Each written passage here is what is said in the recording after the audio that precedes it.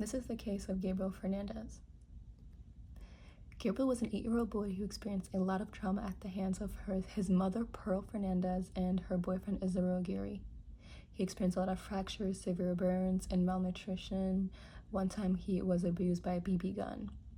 He eventually died due to blunt force trauma by the hands of Israel.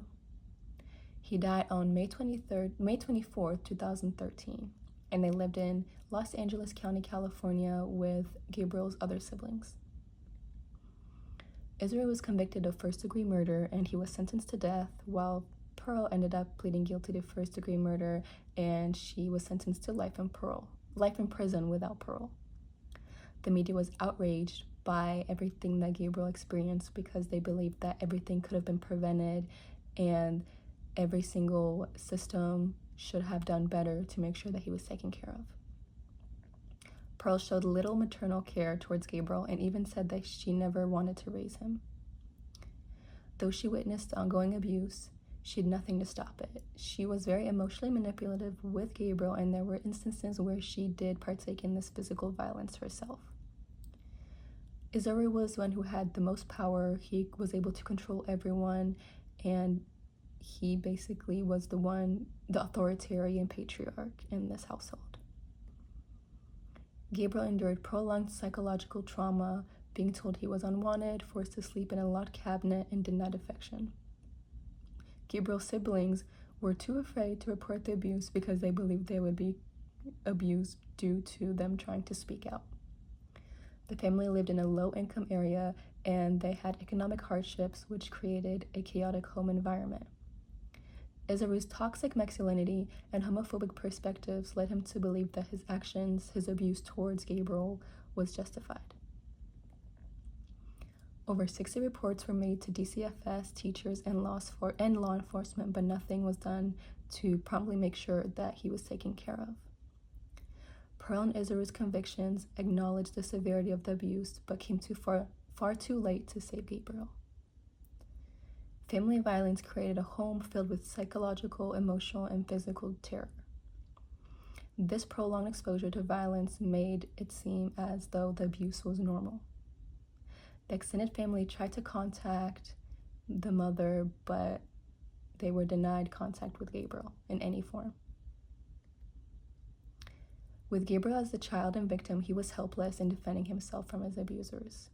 With Pearl and Israel being the main abusers, they are the ones who had the most control. Even Gabriel's siblings were helpless and could do nothing about the abuse that occurred in their home. The system lacked reaction, and they were too late by focusing on punishment rather than prevention. The lack of a thorough investigation and communication between social workers, law enforcement, and other agencies caused the abuse to continue. Social workers and law enforcement officials on the case lacked proper training when it came to recognizing these signs. A policy reform that would be very beneficial and significant for future children that have experienced abuse would be the Child Abuse Prevention Act and Treatment Act. In short, it would be CAPTA, and this one would enforce a mandatory 24-hour response time to report subjected child abuse, which would be very helpful for any child being abused so that they get the treatment or analyzed quicker than having to continue going through this abuse. CAPTA would also require all child abuse reports to be included in a protocol for immediate follow-up, which would make sure that the caseworkers perform investigations on past reports that may not have been looked at. Since social worker caseloads are very, very high, it's very easy for high case risks to be overlooked, which is why the decrease of these caseloads would be very beneficial so they could work and see these high-risk cases. CAPTA would encourage cross-training between social workers, law enforcement, and health professionals, as well as educators, which would really help collaboration and overall benefit every child that has been subjected to abuse. With the faster family court interventions, children can be removed from dangerous households after multiple reports of abuse. This reform would improve outcomes for individuals, like having the 24 to 48-hour response time. This early intervention is crucial to stopping long-term damage caused by abuse and just improving the well-being of children, especially the ones that have been victimized and abused. A study by the National Child Abuse and Neglect Data System found that cases where CPS responded quickly lowered the rates of repeated maltreatment and increased the chances of early intervention. When social workers have smaller caseloads, there's a higher chance for them to be able to quickly be able to help and save children that have been abused.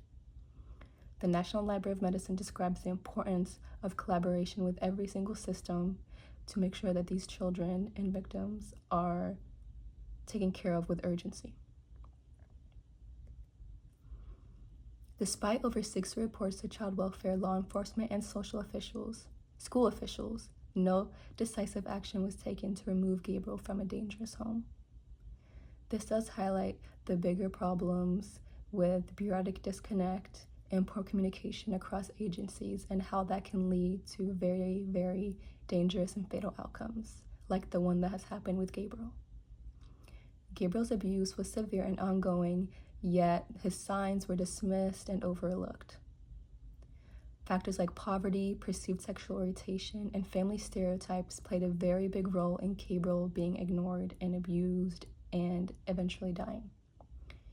Gabriel's teacher's persistent reported concerns. She persistently reported concerns about what was going on, but the system lacked empathy and training in order to act quickly and effectively. Social workers have to treat every report with urgency and conduct thorough trauma-informed assessments. They have to collaborate closely with schools and other providers to make sure that children don't fall through the cracks. They should be trained to recognize psychological abuse, not just physical injuries. They need to partner with welfare for case follow-up instead of treating incidents as an isolated event. Mental health providers should integrate into child welfare response teams to assess trauma and offer early intervention. Educators need to be assured that their reports will be taken seriously and followed up. They should also receive regular training on how to identify and document specific especially non-physical forms of abuse. Thank you.